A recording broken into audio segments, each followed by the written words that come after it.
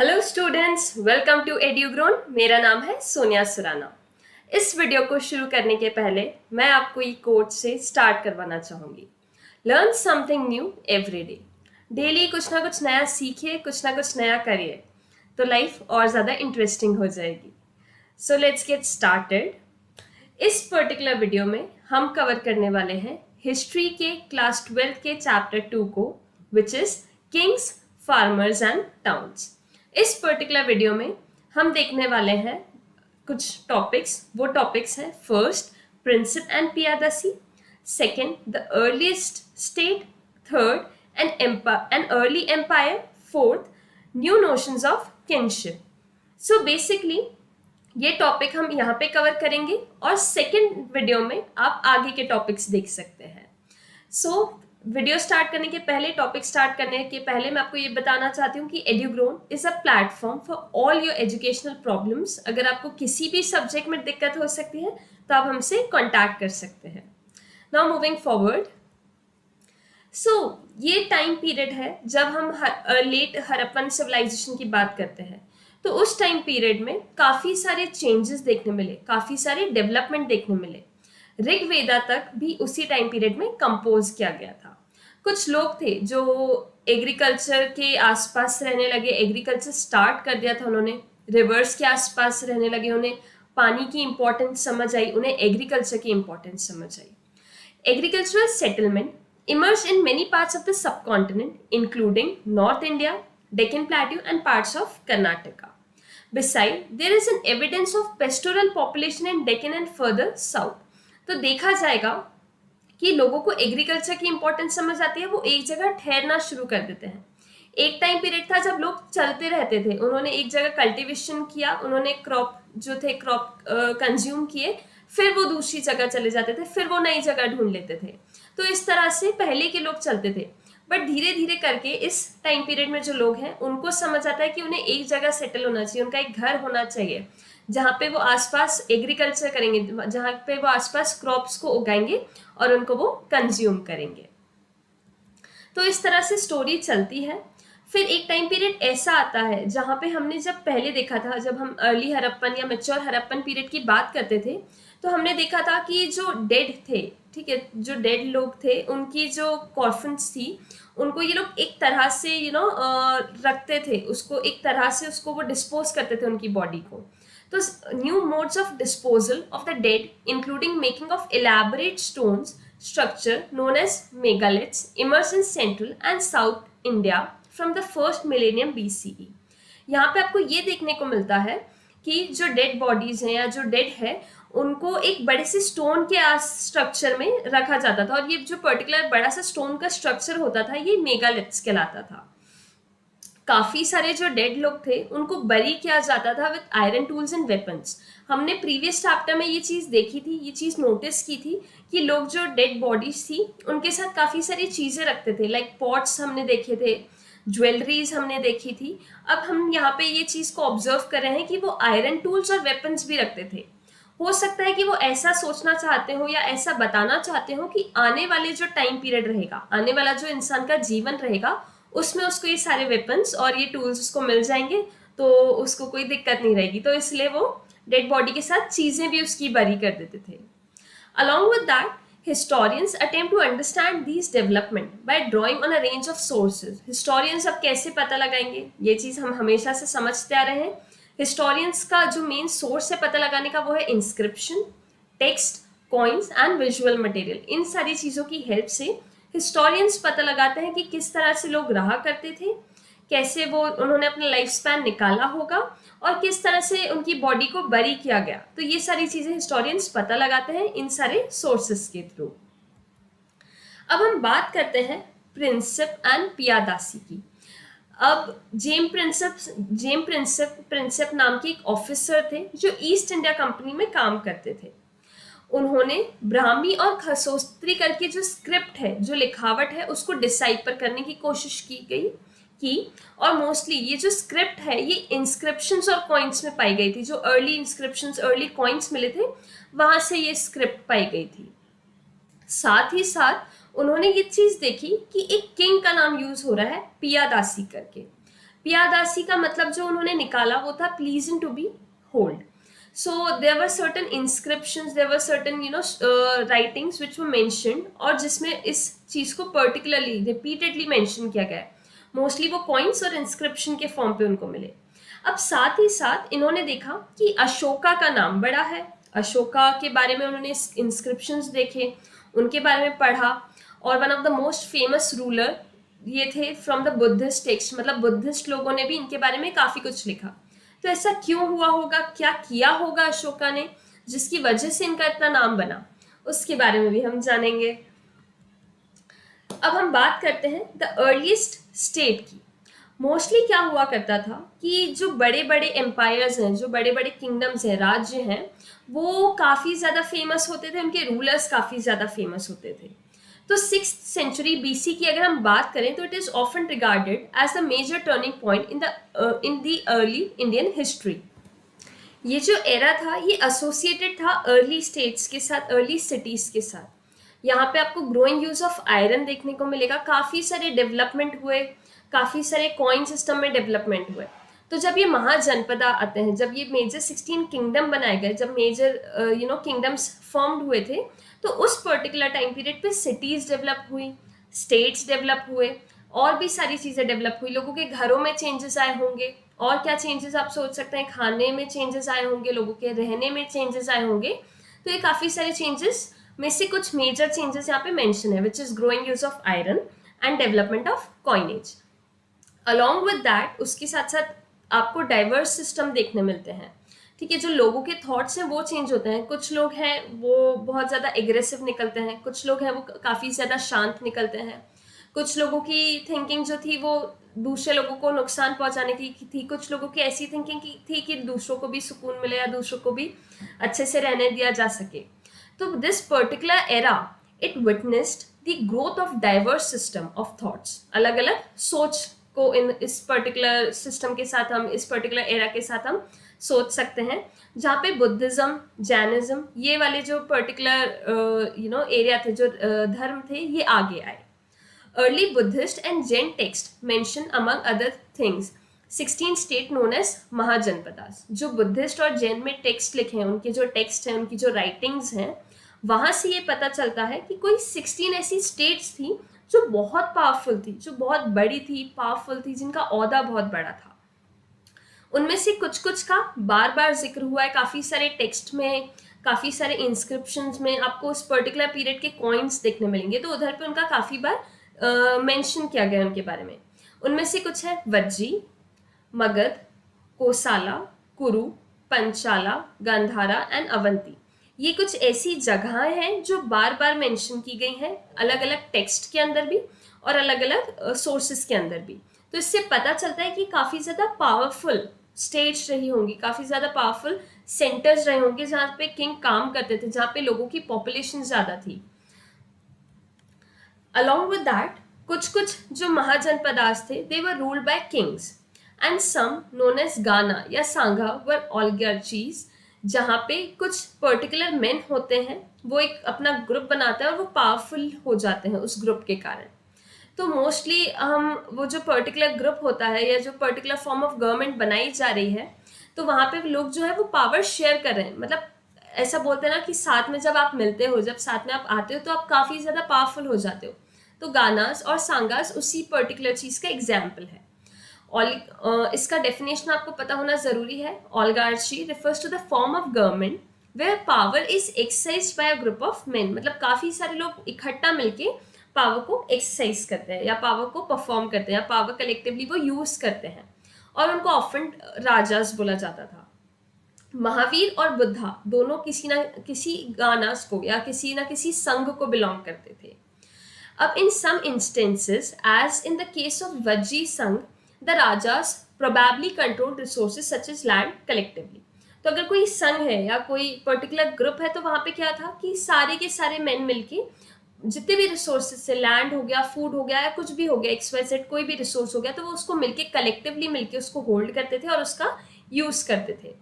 Although these histories are often difficult to reconstruct, but still उसका अभी भी आप एक नहीं बता सकते कि एग्जैक्टली ऐसे ही हुआ होगा. क्यों? क्योंकि हमारे पास एविडेंस कम है, हमारे पास रिसोर्सेस की कमी है कि हम एकदम बोल सकें कि नहीं इसी तरह से लोग रहा करते थे या इसी तरह से लोगों की ग्रुपिंग हुई होगी. So, these histories are often difficult to reconstruct due to lack of sources. Some of these states lasted for nearly 1,000 years. Each Mahajanpada had a capital city which was often fortified. So basically जो भी महाजनपदास हुआ करते थे या जो भी major या powerful empire हुआ करते थे या रीजन हुआ करते थे, उनकी एक कैपिटल सिटी भी होती थी, लाइक उनका एक कैपिटल भी होता था, जो अभी भी हाल फिलहाल हर एक कंट्री में आपको देखने मिलेगा कि हर एक स्टेट का एक कैपिटल होता है. तो सेम उस टाइम पीरियड पे भी इसी तरह का कंसेप्ट चल रहा था, ऐसा लोगों ने बताया, ऐसा हिस्टोरियंस ने प्रेडिक्ट किया. Maintaining these fortified cities as well as providing for armies and bureaucracies required resources. तो अब ये जो सिटी, ये जो इनका कैपिटल होता था, ये प्रॉपर बिल्डअप होता था. यहाँ पे लाइक ऐसा नहीं कि कोई भी अंदर आके चले जाए या कोई भी स्टेट के अंदर आ जाए, ऐसा नहीं था. ये एक वेल स्ट्रक्चर्ड थे, लाइक इनकी अच्छी बाउंड्रीज हुआ करती थी, एक अच्छी तरह से उनको बनाया जाता था. अलॉन्ग विद दैट आर्मी का मेंटेनेंस और ब्यूरोक्रेसी दोनों का मेंटेनेंस करना. आपको किसी भी चीज़ को मेंटेन करना है, किसी सिटी को मेंटेन करना है, तो आपको उसके लिए रिसोर्सेज लगेंगे. तो सेम उस टाइम पीरियड पे भी लोग क्या करते थे, वो अपने रिसोर्सेज का यूज करते थे, वो रिसोर्सेज को मेंटेन करते थे और फिर उसी से अपनी जो भी उनकी एडमिनिस्ट्रेटिव सिस्टम था, फाइनेंशियल सिस्टम था, उसको वो मेंटेन किया करते थे. From 6th century BC onwards, Brahmins began composing Sanskrit text known as Dharma Sutra. तो हम ऐसा बोला जाता है कि 16th सेंचुरी के आसपास ब्राह्मण्स का भी एक मेजर रोल स्टार्ट हुआ. उन्होंने संस्कृत टेक्स्ट लिखना चालू किए, संस्कृत में उन्होंने लिखना चालू किया, धर्म के बारे में लिखना चालू किया. वहां पे वो क्या करते थे, वो सिर्फ धर्म के बारे में नहीं लिखते थे, वो रूल्स रेगुलेशंस लिखते थे कि अगर आप एक पर्टिकुलर ग्रुप को बिलोंग करते हैं तो आपके क्या रूल्स होते हैं, अगर आप एक पर्टिकुलर फैमिलीज में जन्म लेते हैं तो आपके क्या राइट्स होते हैं, आपको क्या रूल्स रेगुलेशंस फॉलो करने पड़ेंगे. These laid down norms for rulers as well as for other social categories. अगर एक रूलर अगर एक फैमिली में बॉर्न हुआ है, लाइक अगर एक रूलर को एक बेबी बॉर्न हुआ है, उनका बेटा बॉर्न हुआ है, तो उसको कुछ रूल्स रेगुलेशंस बचपन से, मतलब उसको बचपन से ही तलवारबाजी सिखाई जाती थी, उसको उठने बैठने का सलीका सिखाया जाता था, उसको बचपन से ही सारे शास्त्रों का ज्ञान दिया जाता था, उसको बताया जाता था कि क्या रणनीति उसको फॉलो करनी है. तो ये सारी चीज़ें उसको बचपन से ही सिखाना चालू कर दी जाती थी. तो ये उसके कुछ रूल्स रेगुलेशंस होते थे कि अगर आप राजा हैं, अगर आप राजाओं की फैमिली में बॉर्न हुए तो आपको कुछ सेट ऑफ रूल्स फॉलो करने पड़ेंगे. अलॉन्ग विद दैट जो दूसरी कैटेगरीज थी या जो दूसरे सोशल ग्रुप्स थे, उनके लिए भी काफ़ी कुछ स्पेसिफिकली मेंशन किया गया था. Who were ideally expected to be Kshatriya. ठीक है, कि उनको क्या करना है, कैसे रहना है, कैसे उठना बैठना है, उनका क्या काम है, उन सारी चीज़ों के बारे में जो ब्राह्मण्स थे वो मेंशन करते थे अपने संस्कृत टेक्स्ट में. अब जो रूलर था उसको बोला जाता था कि आप टैक्स कलेक्ट करो और ट्रिब्यूट कलेक्ट करो कल्टीवेटर से, ट्रेडर से, आर्टिशन से. अब भाई रूलर है, ठीक है, किंग है, उसको उसका महल मेंटेन करना है, वो कैसे मेंटेन करेगा, पैसे कहाँ से लेकर आएगा. तो बेसिकली वो पैसे किससे कलेक्ट करता था, वो अपने ही प्रजा से, अपने ही लोगों से वो टैक्सेस कलेक्ट करता था. अगर कोई इंसान ट्रेड कर रहा है, कुछ चीज़ बेच रहा है, तो उस पर जो उसको मुनाफा हो रहा है उसका कुछ परसेंट वो अपने पास बुलवाता था. अगर कोई इंसान खेती कर रहा है या एग्रीकल्चर प्रैक्टिस कर रहा है, उसको उधर पे प्रॉफिट हो रहा है, तो वो कुछ अमाउंट उनसे लेता था. तो उस वजह से वो अपनी आर्मी को मेंटेन कर सकता था, अपने किंगडम को मेंटेन कर सकता था. So basically rulers were advise to collect the taxes and he used to collect the tribute from the cultivators, traders and artisans. तो वो इन लोगों से ट्रिब्यूट कलेक्ट करता था, गिफ्ट के फॉर्म्स में वो चीज़ें कलेक्ट करता था. Now question arises, were resources also procured from pastoralists and forest people? We do not really know this thing.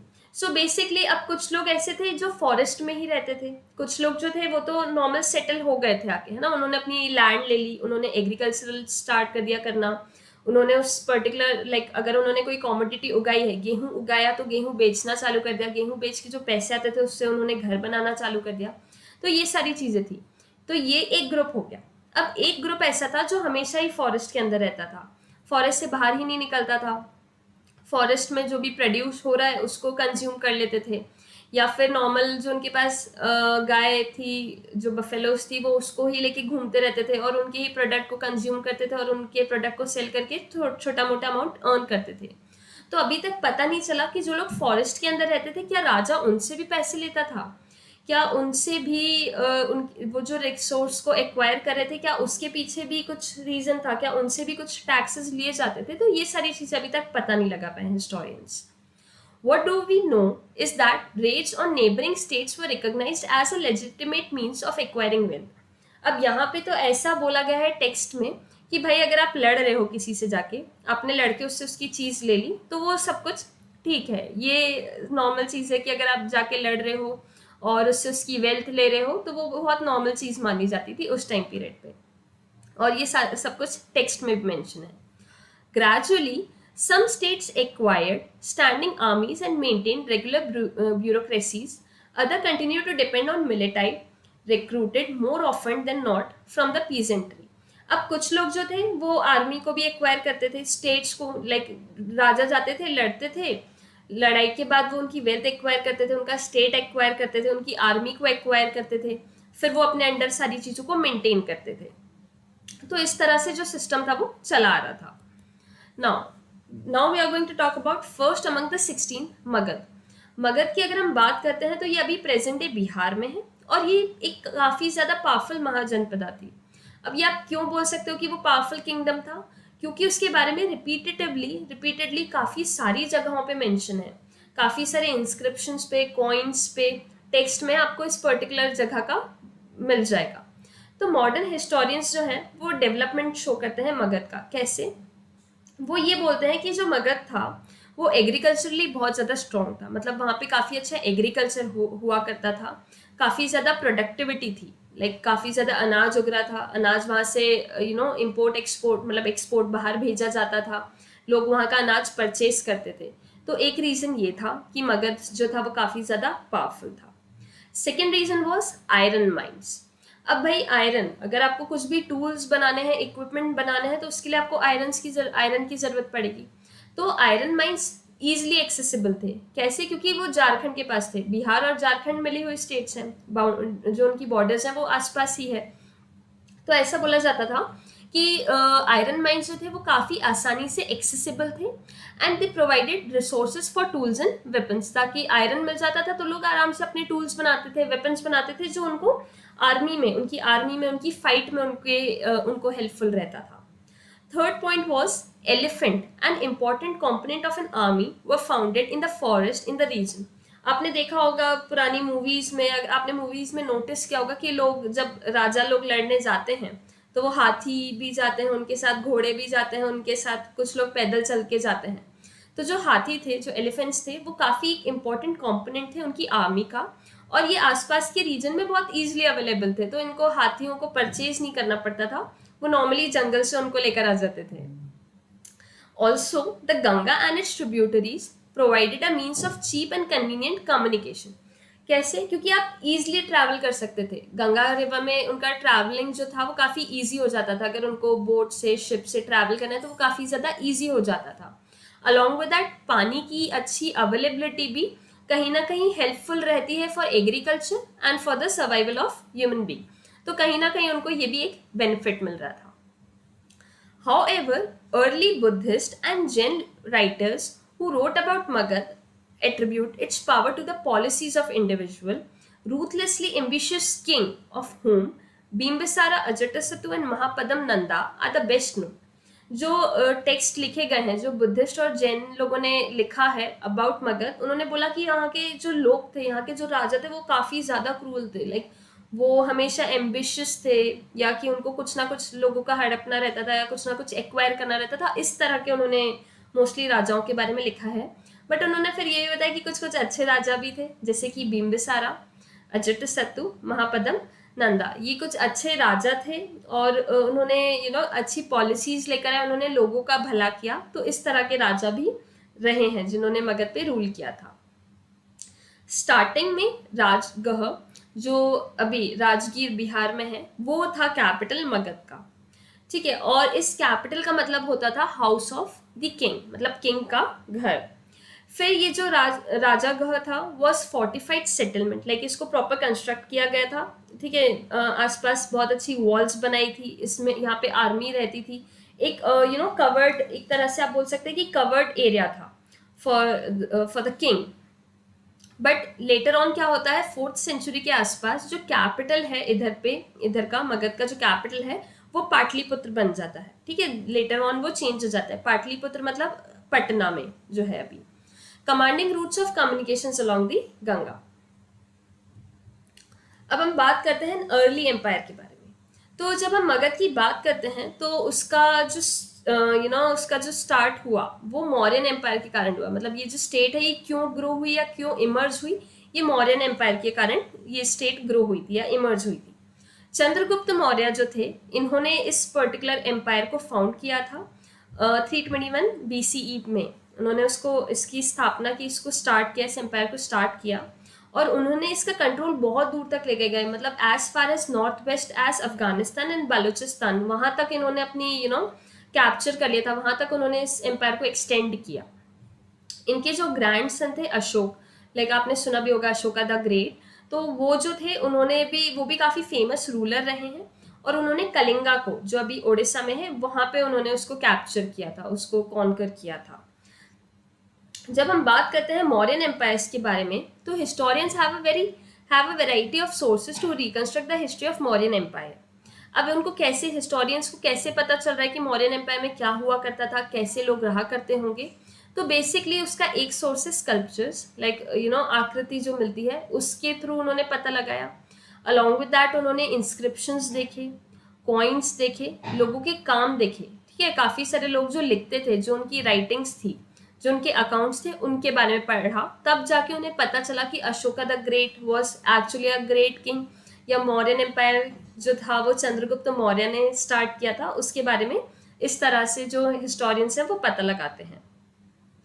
Also valuables are contemporary work such as the account of Megasthenes की बात करते हैं तो ये Greek ambassador थे to the court of Chandragupta Maurya. मतलब चंद्रगुप्त मौर्य के ही court में काम करते थे। उनके जो काम है, उनके जो अकाउंट्स, उनकी जो राइटिंग है, वर्क है उनके, वो कुछ ना कुछ फ्रेगमेंट्स में, मतलब थोड़ा बहुत सर्वाइव कर गए हैं टिल डेट। तो उसकी मदद से हिस्टोरियंस ने पता लगाया कि इस तरह का रूल जो था वो इंडिया में चल रहा था। Now another source that is often used is the अर्थशास्त्र। एक और जो सोर्स जिससे पता चलता है कि किस तरह से ये एम्पायर डेवलप हुआ वो है अर्थशास्त्र। अर्थशास्त्र जो है ये कौटिल्य, ये चाणक्य ने ये चीज लिखी है, ये एक बुक लिखी है उन्होंने। जो चाणक्य थे, या चाणक्य का नाम कौटिल्य भी है, अगर ये वर्ड आता है तो आप कंफ्यूज मत होइएगा। अगर कौटिल्य की बात करें, चाणक्य की बात करें, दैट मीन्स हम सेम इंसान की बात करें। तो ये चंद्रगुप्त के मिनिस्टर रहा करते थे और उन्होंने उन्होंने एक वर्क लिखा है विच इज अर्थशास्त्र, और उसमें उन्होंने अपने किंग के प्रेज में या किंग के बारे में उन्होंने लिखने की कोशिश करी। Beside the Mauryas are mentioned in the later Buddhist, Jaina and Puranic literature as well as in Sanskrit literacy work. While these are useful, the inscriptions of Ashoka on rock and pillar are often regarded among the most valuable sources. तो जब हम बात करते हैं मौर्यास की तो उनके बारे में बुद्धिस्ट, जैन या फिर आप कोई भी पुराना या पुरानिक लिटरेचर देखेंगे तो आपको उसमें इनके बारे में मिल जाएगा, मौर्यंस के बारे में मिल जाएगा। संस्कृत वर्क में भी इनके बारे में मेंशन है। अब हम बात करते हैं कि जो अशोका है, अशोका ने इंस्क्रिप्शंस, लाइक ये पिलर्स, जैसा कि आप इस फर्स्ट पिक्चर में देख सकते हैं, इस तरह के पिलर्स थे, उस पर उन्होंने अपने बारे में या उनके जो थॉट्स थे उनके बारे में उन्होंने लिखवाया। तो वो टिल डेट सर्वाइव कर गए। उसकी वजह से भी थोड़ा बहुत पता लगाया जा सकता था कि उनका क्या सोच था या किस तरह का वो लाइफ रह रहे थे। Ashoka was the first ruler who inscribed his message to his subject and official on stone surface. ये फर्स्ट रूलर थे जिन्होंने अपना मैसेज लिखवाया था और इंस्क्राइब, लाइक उन्होंने प्रॉपर तरह से लिखवाया और टिल डेट वो सर्वाइव भी कर गया। ठीक है, उन्होंने अपना स्टोन पे वो लिखवा देते थे कि उनका क्या सोच है, क्या अच्छा है, क्या बुरा है, वो इस तरह से स्टोन पे काम करवाते थे, ये इस तरह के इंस्क्रिप्शंस पे वो लिखवाते थे। नेचुरल रॉक्स हो गए या फिर पॉलिश्ड पिलर्स हो गए, उस पे वो लोग वो लिखवाया करते थे। He used the inscription to proclaim what he understood to be dhamma. Mostly अगर आप उनके इंस्क्रिप्शंस देखेंगे, उनके इंस्क्रिप्शंस के बारे में पढ़ेंगे तो उन्होंने धर्म की बात की है। धर्म, रिलीजन काफी मानते थे वो उस चीज को। इसके रिगार्डिंग एक पर्टिकुलर स्टोरी भी है। तो वो मैं आपसे कभी आने वाले वीडियो लेक्चर्स में शेयर करूंगी। And along with that this included respect towards Elder, मतलब मोस्टली उनका जो पर्पस था लाइफ का, एक टाइम बाद उन्हें रियलाइज हुआ कि जो लाइफ है वो इट्स ऑल अबाउट धर्म, इट्स ऑल अबाउट रिलीजन। आप लोगों के लिए अच्छा करो, आप अपने एल्डर्स की रिस्पेक्ट करो, आप अपने आसपास वालों की रिस्पेक्ट करो। तो वो लाइफ का एक क्या पर्पस है उसके बारे में वो बेसिकली बात करते हैं। This included respect towards the elder, generosity towards Brahmins, जो ब्राह्मण्स है उनके प्रति आप जेनरस रहो, उनको आप खाना दो, वो एक चीज बताते हैं। And those who renounced worldly life, treating slaves and servants kindly, अगर आपके कोई सर्वेंट्स हैं, अगर आपने किसी को बंदी बना के रखा है तो उनको आप अच्छे से ट्रीट करो। And respect for religion and tradition other than one's own, अपने खुद के धर्म के अलावा आप दूसरों के धर्म को भी रिस्पेक्ट करो। तो जो अशोका थे वो इन चीज़ों के लिए, उनके इस थिंकिंग के लिए काफ़ी ज़्यादा फेमस हुए। इसलिए उनका अगर हम 20th सेंचुरी के जो लोग हैं उनकी बात करते हैं तो वो अशोका को बहुत ज़्यादा मानते थे, क्योंकि उनकी थॉट बिल्कुल अलग थी। वेल्थ एक्वायर किया उन्होंने एक टाइम पीरियड तक, बट लेटर ऑन उन्होंने धर्म को या रिलीजन को बहुत ज़्यादा ऊपर रखा और उन्होंने काफ़ी काइंड वर्ड्स बोले with respect to the world. Now administrating the empire, there were 5 major political centres in the empire. 5 major political centre थे। जो कैपिटल था पाटलिपुत्र था, और जो प्रोविजनल सेंटर्स थे वो था तक्षशिला, उज्जैन, तौसील एंड सुरवारनगरी। तो ये सारे अशोकन इंस्क्रिप्शंस पे, अशोक के जो इंस्क्रिप्शंस है उन पे इनके बारे में लिखा गया है, उससे रिलेटेड मेंशन है। If we examine the content of these inscription, we find virtually the same message engraved everywhere. अगर आप एक inscription पढ़ोगे या दूसरा, या आप जितने भी inscription अगर आप उसकी स्टडी करते हो तो कहीं ना कहीं सेम मैसेज लिखा गया है, कहीं ना कहीं सेम राइटिंग, कहीं ना कहीं सेम मैसेज ही आपको उससे मिल पाएगा अगर आप पढ़ते हो, मतलब मीनिंग सेम निकलेगा अगर आप उसको प्रिडिक्ट करते हो। From the present day north and west frontier provinces of Pakistan to Andhra Pradesh, Odisha and Uttarakhand, मतलब ये सारी जगहों पे उनके इंस्क्रिप्शंस मिल रहे हैं। तो ऐसा भी बोला जा सकता है कि उनका रूल बहुत, मतलब जो उनका रूलिंग पीरियड था या जहाँ जहाँ उन्होंने रूल किया वो काफ़ी बड़ी जगह थी, क्योंकि अलग अलग पार्ट्स में मिल रहा है, लाइक पाकिस्तान में मिल रहा है, आंध्र प्रदेश में भी, ओडिशा में भी, उत्तराखंड में भी। दैट मीन्स कि उन्होंने काफ़ी बड़ी जगह पे रूल किया होगा, या उनके थॉट प्रोसीजर काफ़ी ज़्यादा जगहों पे फैल गए, लोग उनको काफ़ी ज़्यादा मानने लगे उनको। It is likely that administrative control was the strongest in area around the capital and provisional centers। ये जो उनके centers थे और जो उनका capital था, यहाँ पे आसपास कंट्रोल ज़्यादा होगा। लाइक अगर अपन बात करें, स्कूल की बात करते हैं, तो जो प्रिंसिपल का ऑफिस होता है उसके आसपास शांति थोड़ी ज़्यादा होती है as compare to the area या द क्लासेस जो कि थोड़ी सी सेपरेटेड रहती हैं। तो सेम अगर हम कैपिटल की बात करते हैं तो कैपिटल के आसपास वाला जो एरिया था वो काफ़ी ज़्यादा स्ट्रॉन्ग था, या कैपिटल खुद काफ़ी ज़्यादा स्ट्रॉन्ग हुआ करता था। जो प्रोविजनल सेंटर्स थे जहाँ पे किंग का आना जाना था, या किंग के जो मिनिस्टर्स थे, खास मिनिस्टर्स थे, उनका आना जाना था, वो काफ़ी अच्छा मेंटेन था, डेवलप था as compare to other areas. These centers were carefully chosen, both Taxila and Ujjain being situated on important long distance trade route। अब ये जो सेंटर्स हैं ये ऐसा तो है नहीं कि हर किसी जगह को सेंटर बना देंगे, इसके बारे में काफ़ी ज़्यादा सोचना पड़ता है। लाइक स्कूल में हर कोई इसी प्लेस को प्रिंसिपल ऑफिस थोड़ी ना बनाएंगे, कोई ऐसी जगह जो थोड़े आउट में हो, जहाँ पे अगर पेरेंट्स भी आए तो ईजिली एक्सेसिबल हो, जहाँ से अगर प्रिंसिपल भी निकले वॉक के लिए या फॉर अराउंड तो वो ईजिली एक्सेसिबल रहे, थोड़ी उस तरह की जगह को चूज किया जाता है। तो सेम वाज द केस है। ये जो सेंटर्स थे तक्षशिला और उज्जैन, ये काफ़ी हेल्पफुल थे for the trade, for the long distance trade route, इसलिए इनको one of the most important centres बोला गया। साथ ही साथ स्वर्णगिरी, मतलब लाइक गोल्डन माउंटेन एक तरह से बोला जाता है, तो ये बहुत इंपॉर्टेंट था। क्यों? क्योंकि यहाँ से गोल्ड माइंस मिल रही थी, मतलब ये कर्नाटका में था, बट इस दैट पर्टिकुलर आप इस मैप में देख सकते हैं स्वर्णगिरी भी, उज्जैन, पाटलिपुत्र, तक्षशिला। तो ये जो पर्टिकुलर एरिया था यहाँ पे गोल्ड माइन बहुत ईजिली अवेलेबल थी, तो उस वजह से इसको एक one of the most important centre बनाया गया।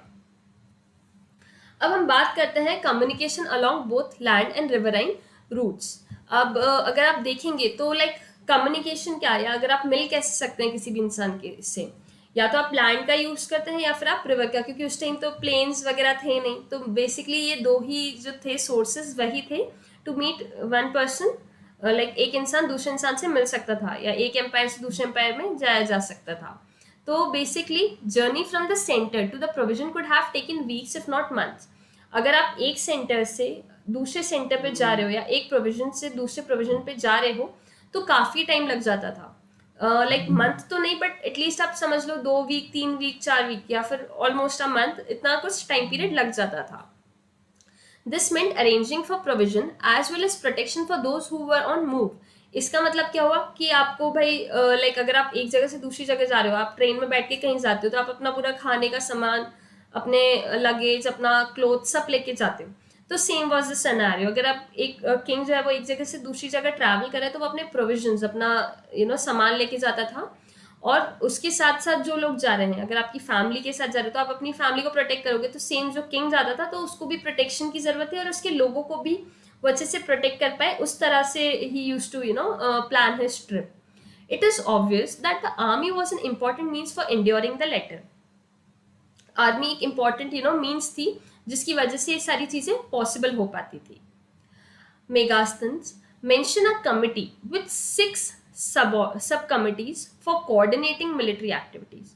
अब इनका जो अकाउंट है, इनका जो वर्क रहा है, उन्होंने यहाँ पे बोला कि 6 सब कमिटीज थी. मतलब एक कमिटी तो थी, एक हेड कमिटी थी जहाँ पे सारा कामकाज होता था, बट उसके नीचे भी 6 इंपॉर्टेंट कमिटीज थी जहाँ पे वर्क किया जाता था और उनके एक्टिविटीज या उनका वर्किंग अलग अलग था. फॉर एग्जाम्पल अगर अपन स्कूल की बात करें तो प्रिंसिपल ऑफिस एक चीज होगी, बट उसके बाद आपका स्पोर्ट्स डिपार्टमेंट आता है, आपका साइंस डिपार्टमेंट आता है, मैथ्स डिपार्टमेंट, इस तरह से अलग अलग डिपार्टमेंट्स होते हैं, अलग अलग कमिटी होती है. तो same was the case over here. जिसमें से एक थी वो नेवी को देखती थी. नेवी का मेंटेनेंस हो गया, नेवी में कितने लोग रहेंगे, क्या क्या रिसोर्स की रिक्वायर्ड है, और जितने भी फंक्शनिंग है वो सारा का सारा ये पर्टिकुलर एक कमिटी उसी चीज को लेके थी कि भाई नेवी में जो भी होना है, जैसा भी होना है, वो इनकी रिस्पॉन्सिबिलिटी रहा करती थी. Second manage transport and provision. जो सेकेंड कमिटी थी वो मैनेज करती थी ट्रांसपोर्ट और प्रोविजन को, कि भाई किस रूट से जाएंगे, कैसे जाएंगे, कितना दूर है, रोड्स कैसी है वहाँ की, लोग कैसे हैं, तो ताकि ट्रांसपोर्टेशन में कोई भी दिक्कत ना हो. तो वो उनका मेजर वर्क ये था कि ट्रांसपोर्टेशन को लोग काफ़ी अच्छा कर सके, काफ़ी स्मूथ कर सके. थर्ड जो थी वो फुट सोल्जर्स के लिए रिस्पॉन्सिबल थी. फुट सोल्जर्स जैसे कि आप यहाँ पे देख सकते हैं, मतलब उनको प्रॉपर उनका ड्रिल करवाना, उनको ट्रेन करना, उनको बताना कि स्वॉर्ड का यूज कैसे करना है, ठीक है, लाइक तलवारबाजी जब करते थे लोग या खुद को कैसे बचाना है वो चीज़ देखते थे.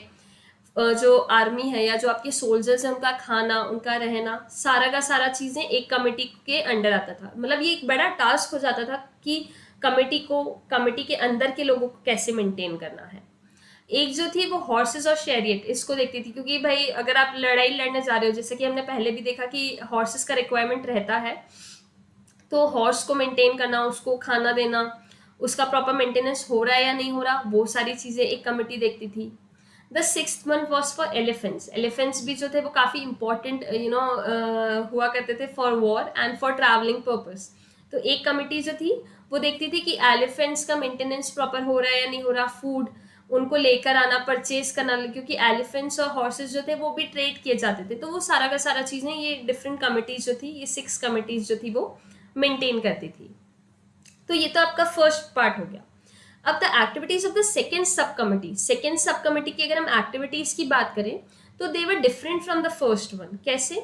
दे were arranging bullock carts to carry equipments. अब भाई बुलक कार्ट्स का बेसिकली यूज ये होता था कि भाई आपका काउ बफेलोज हो गया, उनका यूज इसलिए होता था ताकि आप छोटे मोटे इक्विपमेंट्स को आप उन पे कैरी कर सको. बहुत बड़ा चीज़ तो कैरी नहीं कर सकते, तो छोटे मोटे इक्विपमेंट्स के लिए उनका यूज किया जाता था.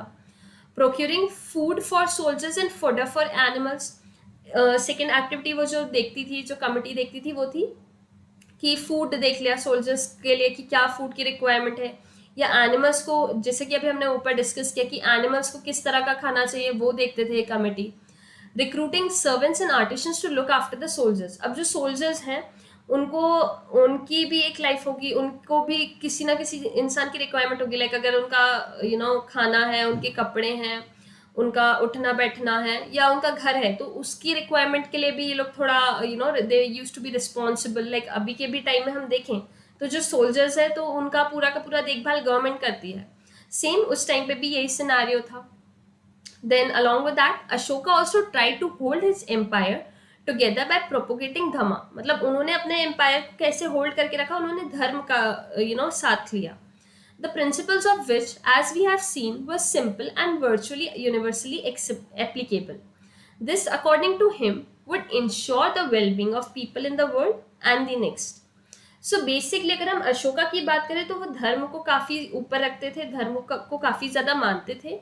और अगर एक इंसान धर्म को मान रहा है, एक इंसान अच्छाई में मान रहा है, तो आप देखेंगे तो मतलब जो most of the people in the world, they believe in goodness, they believe in kindness. तो ये चीज़ हर जगह एक्सेप्टेबल थी, ये हर जगह एप्लीकेबल थी, यूनिवर्सली वो अप्लाइड होती है कि भाई एल्डर्स को आप अच्छे से रखो, उनका ध्यान रखो, ये चीज़ हर जगह अप्लाइड होती थी. आप अपने सर्वेंट्स को अच्छे से रखो, तो ये चीज़ भी हर जगह अप्लाइड होती थी. आप अपने लोगों की रिस्पेक्ट करो, ये चीज़ भी हर जगह, ऐसी ये सारी चीज़ें हर जगह अप्लाइड होती थी. तो बेसिकली जो अशोका का कहना था वो ये था कि धर्म सबसे ऊपर है, धर्म की वजह से उन्होंने हर एक चीज़ को बाइंड किया और वो चीज़ हर जगह एप्लीकेबल थी या हर जगह एक्सेप्ट की जाती थी.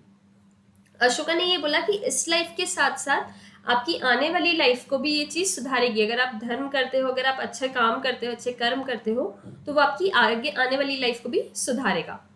अब उन्होंने इस पर्टिकुलर चीज़ के लिए स्पेशल ऑफिसर्स को अपॉइंट किया जिन्हें धामा महामाता कहा जाता था. मतलब ये इन लोगों का जो काम था वो ये देखते थे कि धर्म फॉलो हो रहा है या नहीं हो रहा है. मतलब बस इनका ऐसा था कि काइंडनेस मेंटेन होती रहे, काइंडनेस के बारे में बताना लोगों को, लाइक एक अच्छा इंस्टीट्यूट ओपन कर दिया एक तरह से, एक ऐसे लोग अपॉइंट कर दिए जो अच्छी बातें करें लोगों के साथ. अगर कोई दुखी है तो उसको वो अच्छी चीज़ें बताए ताकि वो खुश रह सके या वो सोर्स दे सके उनको एक तरह से. तो ये जो महामाताज हुआ करते थे या ये जो गुरु हुआ करते थे, ये स्प्रेड करते थे मैसेज धर्म का, कि धर्म का मतलब क्या होता है, किसको हम धर्म कहते हैं.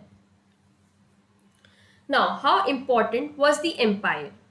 When historians began reconstructing early Indian history in the 19th century, the emergence of Mauryan Empire was regarded as a major landmark. जब हिस्टोरियंस ने देखना चालू किया, ठीक है, इंडियन हिस्ट्री के बारे में, तो उन्होंने देखा कि जो मौर्यन एम्पायर था वो एक मेजर लैंडमार्क था या एक मेजर पार्ट था जिसको उन्होंने स्टडी भी किया आगे जाके. इंडिया जो था वो कॉलोनियल रूल, मतलब ब्रिटिश एम्पायर के अंडर तो रहा, बट उसके पहले भी किंग रहा करते थे, तो उसकी स्टडी जो हिस्टोरियंस है उन्होंने की. 19th and early 20th century, Indian historians found the possibility that there was an empire in early Indian, both challenging and exciting. उन्होंने ऐसा बोला, हिस्टोरियंस ने ऐसा बोला कि जो 19th या अर्ली 20th सेंचुरी थी वहाँ पे कुछ ऐसे एम्पायर थे जो बहुत ज़्यादा चैलेंजिंग भी थे और बहुत ज़्यादा एक्साइटिंग भी थे. बेसिकली हम यहाँ पे बात कर रहे हैं मौर्यन एम्पायर की. अब उसके बारे में कैसे पता चला, वापस से स्टोन स्कल्पचर्स से उनको पता चलता है, देखने को मिलता है. अलॉन्ग विद दैट उन्होंने राइटिंग्स देखी and they were considered to be the example of spectacular art typical of empires. Like उनका जो आर्ट वर्क था वो सारा चीज़ें उन्होंने स्टडी किया, तो वो उस कंक्लूजन पे आते हैं.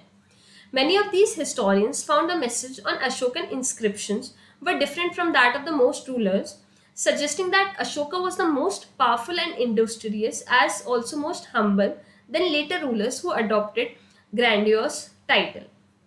लोगों का ऐसा मानना है कि जो अशोका था वो पावरफुल तो था ही, अशोका द ग्रेट जो थे वो पावरफुल तो थे ही, बट साथ ही साथ वो काफ़ी ज़्यादा हम्बल थे दूसरे रूलर्स के कंपैरिजन में. जो बाद में रूलर्स आए उनके कंपैरिजन में आप देखोगे तो जो अशोका थे वो काफ़ी ज़्यादा पावरफुल भी थे और काफ़ी ज़्यादा हेल्पफुल और हम्बल भी थे. So it is not surprising that nationalist leader in 20th century regarded him as an inspiring figure.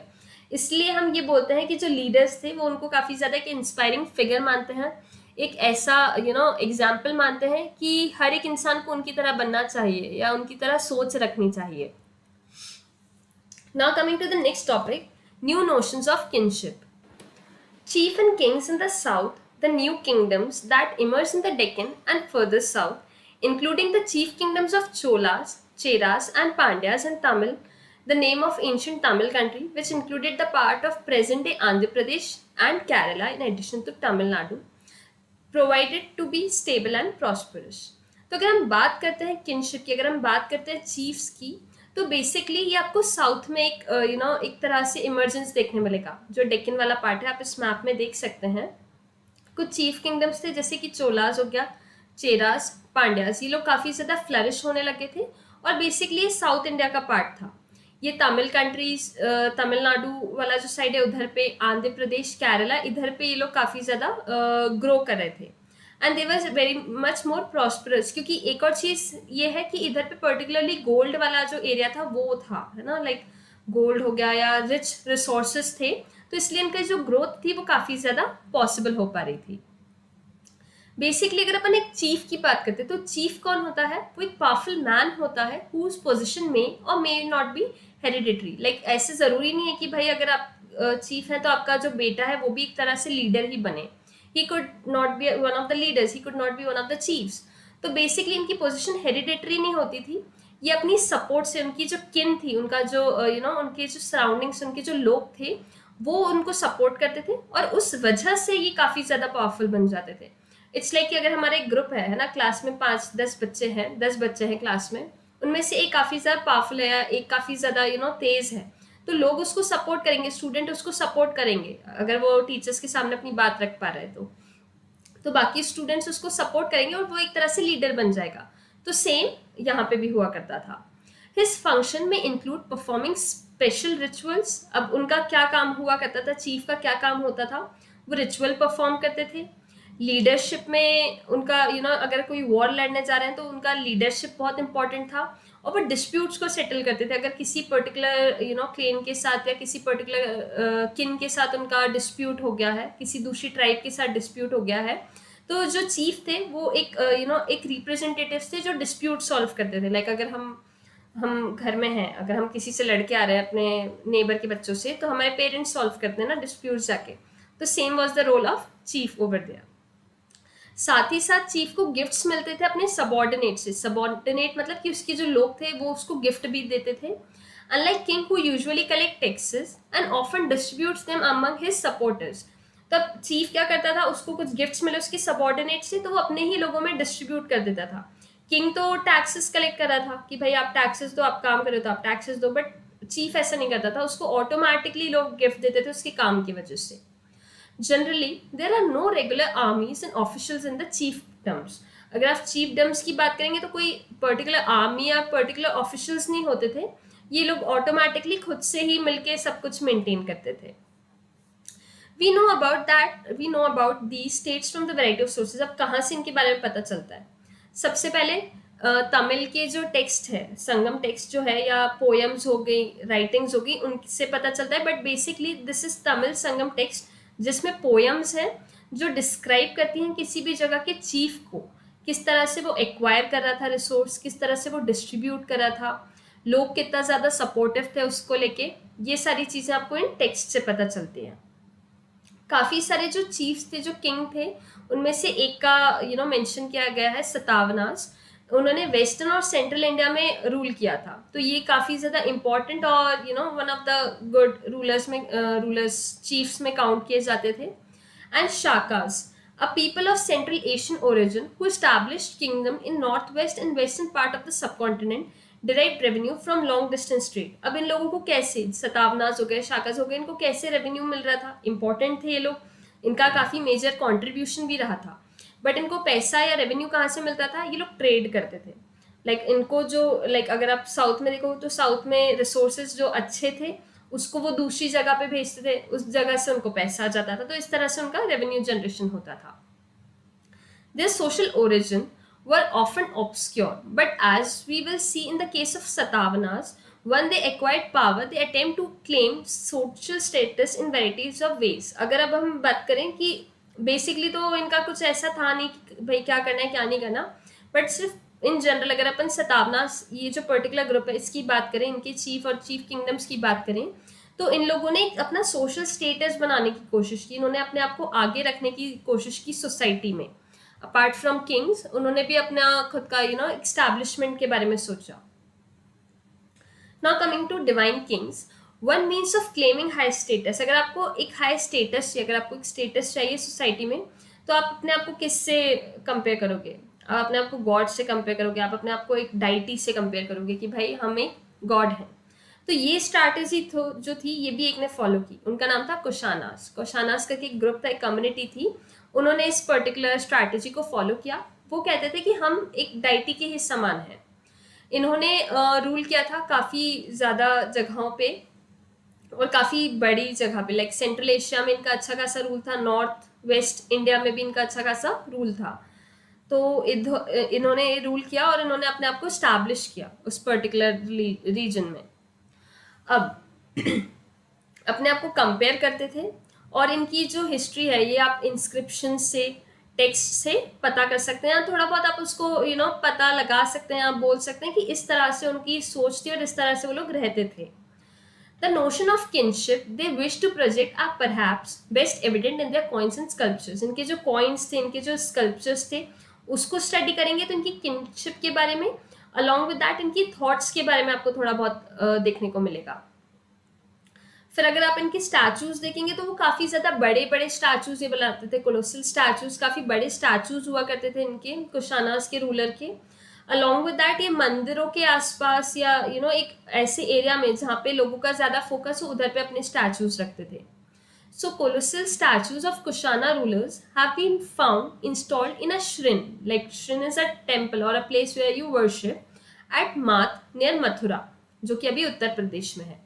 Similarly, statues have been found in the shrine in Afghanistan as well. Afghanistan में भी जो worship की place थी उधर पे भी इनके statues मिले। Some historians feel that they indicate that the Kushana considered themselves godlike. Like जैसा हमने देखा वो अपने आप को एक तरह से गॉड बताना चाहते थे, एक तरह से अपने आप खुद को भगवान का दर्जा देते थे।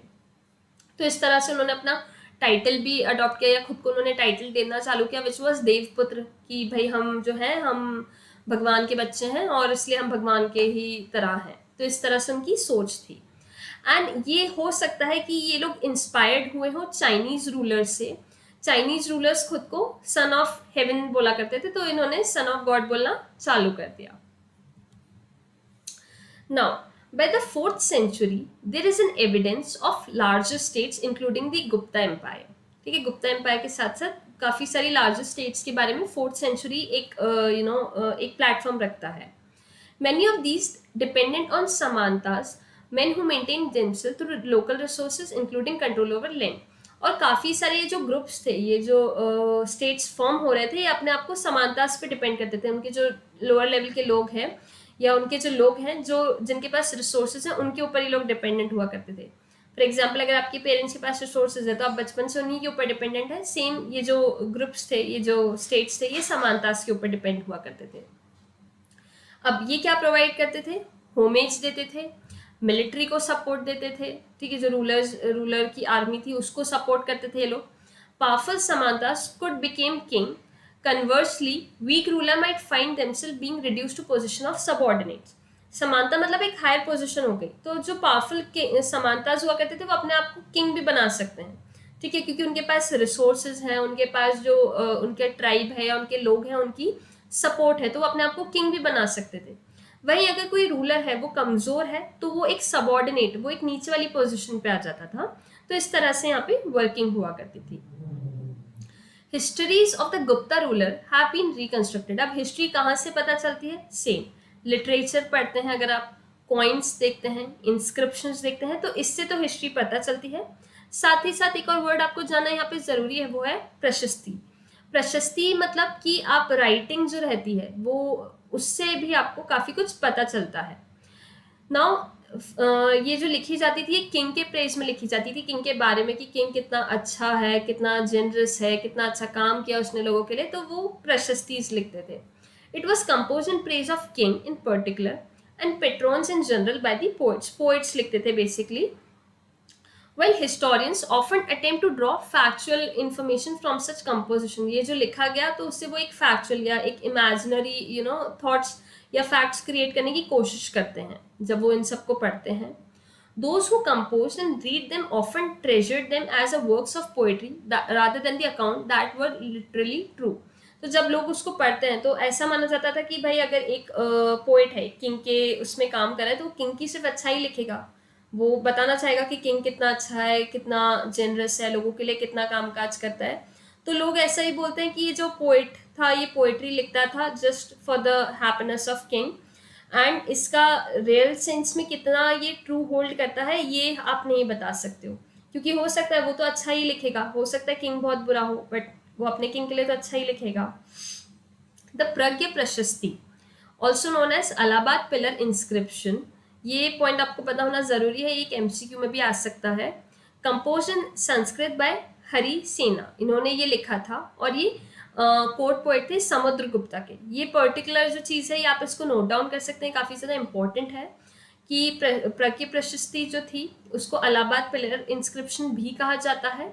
ये संस्कृत में लिखी थी हरिसेना ने और ये कोर्ट पोएट थे समुद्रगुप्ता के।